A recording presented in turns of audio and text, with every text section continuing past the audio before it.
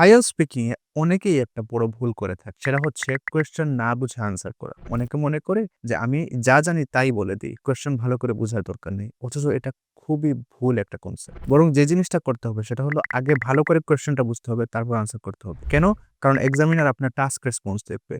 Examiner দেখবে আপনার answer কতটুকু রেলেভেন্ট এবং কতটুকু কোহেরেন্ট। দেয়ারফর এই জিনিসটা আপনাকে অবশ্যই খেয়াল রাখতে হবে। হোক সেটা পার্ট 1 এ, পার্ট 2 তে অথবা পার্ট 3 তে। আর ঠিক এই কাজটা করার জন্য খুব সুন্দর একটা ফর্মুলা আছে।